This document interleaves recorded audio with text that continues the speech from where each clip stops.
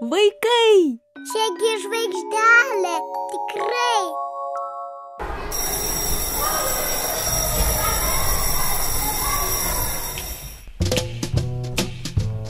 Sveiki, vaikai! Įdomu, kieno čia kojos?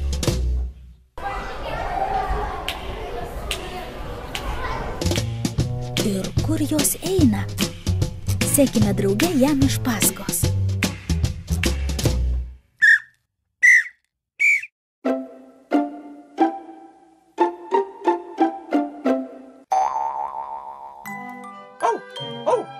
Sveiki, vaikai! Aš esu šuniukas Amsis. Esu Lietuvos policijos bičiulis. Šuo policininkas. Esu drąsus, sumanus, ryžtingas ir geras pėdsekys. Turiu puikią uoslę ir klausą. Šiandien atėjau pas jus, kad suteikčiau jums žinių. Juk žinios tai didelis turtas. Žinios tai pagalba. Kiekvienam būtina žinoti, kaip elgtis vienam pasilikus namie, kaip saugiai nukeliauti į mokyklą, kaip išvengti nedorų žmonių pinklių. Tu atvykai kaip tik laiku. Mes galvojame, ką reikėtų daryti, jeigu esi vienas namuose ir staiga kažkas klebena durų rankeną. Bando rakinti duris. Jei namie likai vienas, neatidaryk durų svetimam žmogui, kad ir kas jis sakytųsi esas. Jei kažkas mėgina atidaryti lauko duris, nesutrik. Neišsigąsk ir drąsiai garsiai paklausk, kas čia? Jei niekas neatsako, bet vis tiek mėgina patekti į vidų, skambink telefonu 02 arba 112. Nurodyk savo adresą ir pro pravertą langą ar iš balkono šaukis pagalbos. Labai svarbu, kad kiekvienas iš mūsų ne tik pasitikėtume policiją, bet ir patys elgtumėmės sumaniai ir apdairiai. Jei tu namie vienas, o kažkas telefonu klausia, ar yra namie tavo tėtis ar mama, atsakyk, jog jie dabar užsiėmę ir paklausk, kam ir kada paskambinti. Net trumpam išeidamas iš namų, visada užrakink duris, uždaryk langus. Išeidamas iš namų, pranešk tėvams, kur eini.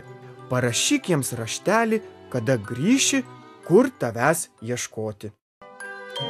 Nežaisk gatvėje sutemus. Ne tik vakarais, bet ir dieną.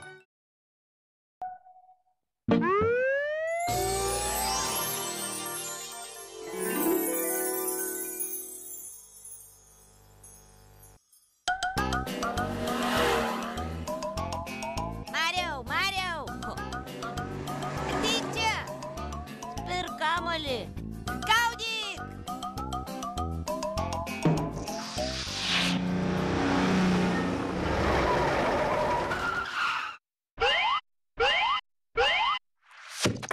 Stop, atsukime atgal.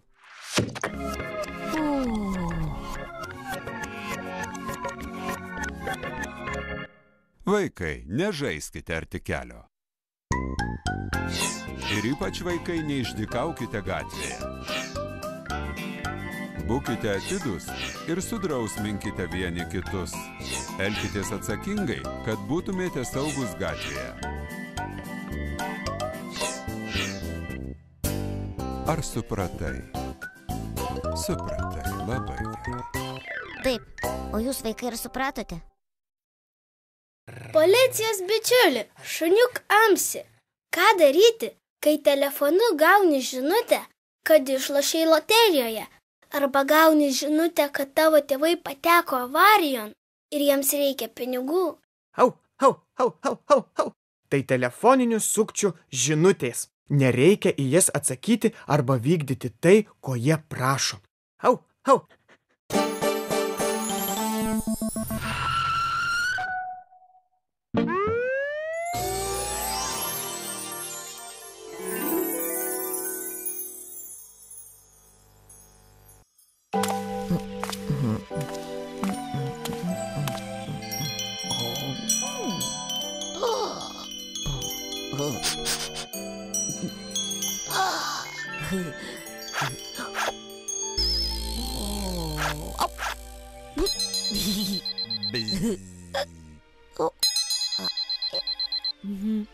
Tavo tėčiui atsitiko nelaimė, nori išgelbėti, turi atnešti 2000 litų dėdė, lauksite prie pašto.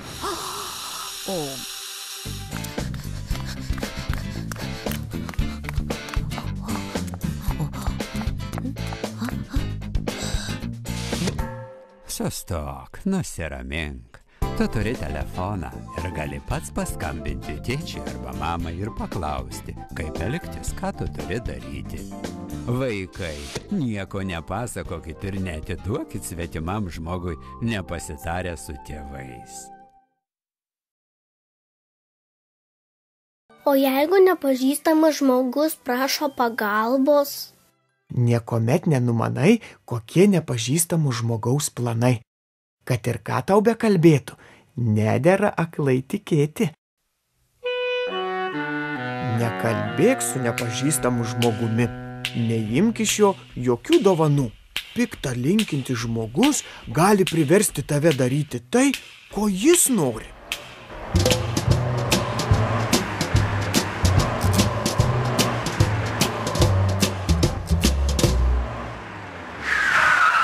Nesėsk į nepažįstamo žmogaus automobilį.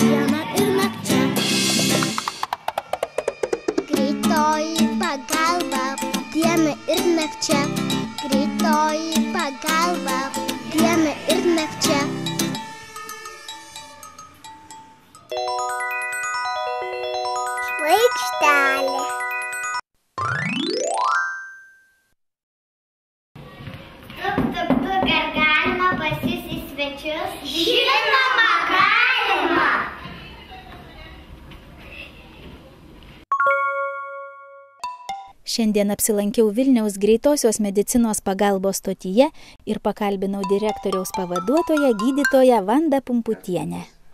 O, labas. Labą dieną. Norėčiau jūsų paklausti, ką daryti vaikui, jei mama staiga apalpo, kažkas jai atsitiko. Aišku, jeigu nukrito mama, tai tikrai jai kažkas tai pasidarė blogai ir gali būti grėsmė gyvybei, dėl to reikia kviesti greitąją pagalbą. Bet kviečiant reikia žinoti pirmiausia savo adresą, neįsigasti per daug, greitoji atvyks greitai, bet tiksliai pasakyti namo numerį, būto numerį, durų kodą. Ir be to reikėtų, jeigu yra kokia nors galimybė, kad pasitiktų draugas ar kas nors artimas žmogus išbėgtų, pasitiktų greitai. Mano draugai norėtų jūsų paklausti. Kokią lygą jums buvo sunkiausia išgydyti?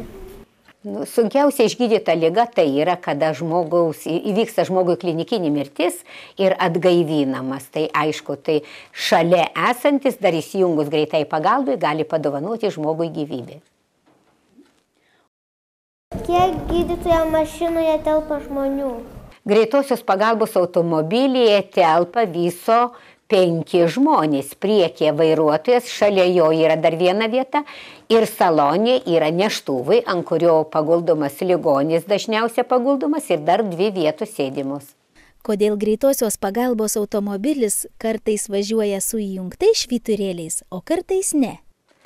Greitosios pagalbos automobilis, kada važiuoja į labai skubų kvietimą, pavyzdžiui, miršta, peršovė, nutrenkė elektrą, nukrito iš didelio aukšto, tada važiuoja labai skubiai dėl to į kvietimą ir dėl to įjungtas yra švyturėliai ir garsinis signalas. Ir kai veža sunku labai ligonį, pavyzdžiui, gaivinamas arba teikiama skubi pagalba į ligoninę irgi su švyturėliais.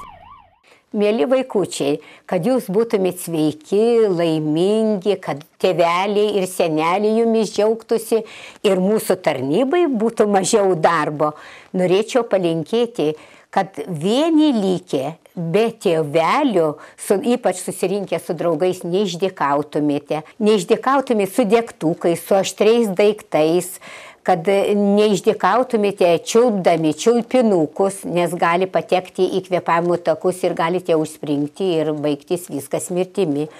Taip pat atsargiai elgtis su elektros prietaisais, ypač nelysti prie rozečių, nes tai yra labai didelis pavojus gyvybei. Vaikai, jūs dažnai mėgstat laisvalaikiu, ypač kaip nėra tėvelio namuose, skambinėti greitosios pagalbos telefonu, užimti telefonų linijas, o tuo laiku jūsų draugai, jūsų gal draugų tėveliai ar kas nors, kurie patekia į nelaimę, negali prisiskambinti į greitąją pagalbą. Tai negalima išdykauti. Greitąją galima skambinti tik tada, kada tikrai reikia. Nepamirškite, kaip skambinti įvykus nelaimiai. Tai skambinti 112 telefonu, tai yra 1 burnytį, 1 nosytį ir 2 akytės. Ir 03 gali skambinti. O dabar keliauju į dispečerinę. Čia medicinos darbuotojos priima iškvietimus, pataria, ką daryti, jeigu atsitinka nelaimė. Ir kur jis bus? Gatvėje? Laiptiniai? Kuriam aukšte? O apačioj kodas yra, kaip įeisim. Nesusijungi? Gerai, diktuokit. 27. Kas iškvietė greitąją? Gerai, ponė, laukite, pasitikit, parodysit. Ant tos galvos, ant tos sumušimo galit uždėti ką nors šalto, gal šaldytuvę turit. Laukite. Dispečerinės tarnybos vadovas Vytenis Keršys pasakojo, kad per 12 valandų daugiausia būna 400 iškvietimų. Čia matome Vilniaus miesto žemėlapį ir brigadų išsidėstymą, rutuliukai raudoni ir žali atitinkamai. Tai raudonas ir numeris šalia brigados yra. Raudonas tai reiškia, kad brigada užimta ir vyksta iškvietimą arba jau važiuoja su ligonių į ligoninę, o žali va rutuliukai rodo laisvas šiuo metu brigadas, kurias mes galime reikalui esant pasiųsti iškvietimą. Skuba su signalais, štai 85 brigada važiuoja, jau didelis raudonas taškas, tai reiškia, kad yra įjungus garsinius ir šviesos signalus. Su sirena skuba į įvykį. Ar tie raudoni taškai žemėlapyje juda? Jie juda, jie vat galit pasižiūrėti, štai jinai kaip tik dabar pasuko, jie kas 10 sekundžių jie, va, štai matot, pajudėjo. Vaikučiam palinkėtumėm, vasara artėja, tai palinkėtumėm ir atsargiai elgtis ir gatvėse, ir jeigu ir dviračiais važinėja kaime. Dabar toj prasidės maudymosi sezonas, tai reikia labai atsargiai elgtis prie vandens. Ir maudytis tik tam leidžiamose vietose, o vaikam tai galima maudytis tik kada šalia yra suaugusių, kurie mato ir stebi. Va taip. Ir tik ten, kur leista. Ne bet kur, nežinomoje vietoje jokių būdų negalima maudytis. Nes mes nežinom, koks dugnas. Gali būti staiga gilu ar srovė nežinoma. Negalima žaisti telefonais. Ir be reikalų skambinti greitai. Nes galima ir surasti pagal telefoną. Galima nustatyti buvimo vietą. Ir tėveliam bus nemalonu, tada yra kartais vaikai žaidžia telefonu. Tai mes tada pykstam.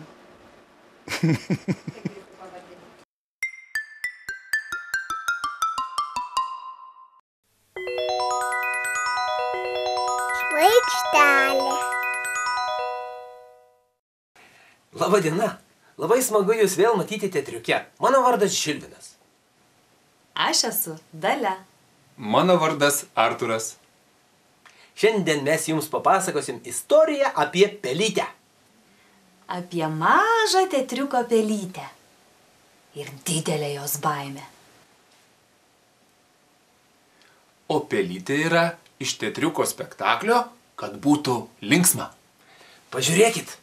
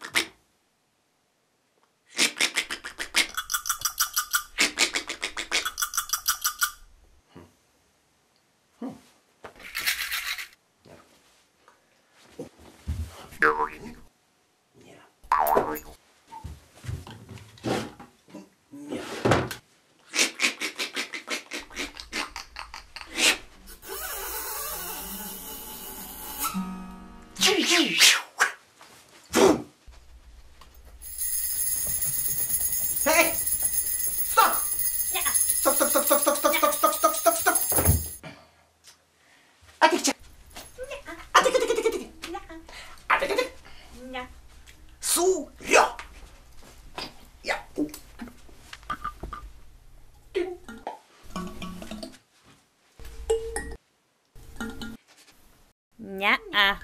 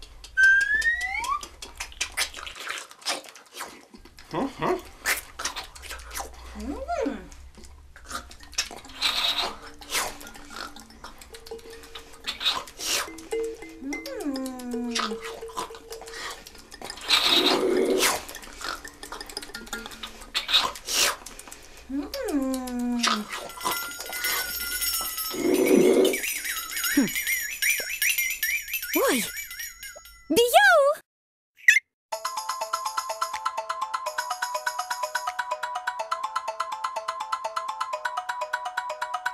Kur šią naktį žibulys iš namų išėjo, kokion beldžiasi į duris, ar vėlė, ar vėjas? Oi, aš bijau atidaryti, palendu po šluotą, neatjoja dėdė rytas, gal jis areštuotas. O kieme šešėlių balis, raganų medžioklės, slepiasi mėnulė žalės, renkasi vaiduokliai. Žalios kojos, žalios rankos, tai baisi minia, vienas be akių pro langą dėbso į mane. Kitas neprašytas svečias, be galvos galvoja, tenkam tada rankų trečias, tai kas čiuptas kajas. Oi. Keturiese nešakas, penktasis dailiai, šeštas bedantų prie vartų, jau septintą valgo. Niam, niam, niam, niam. Nemanykit, aš neverksiu, lovoj nepaklysiu. Susikaupsiu, atsimerksiu. Nieko nematysiu.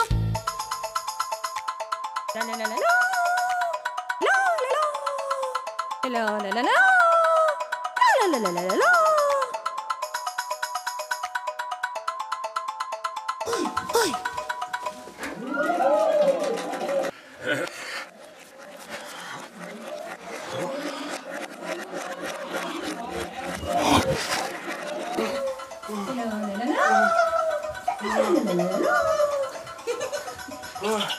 Единка.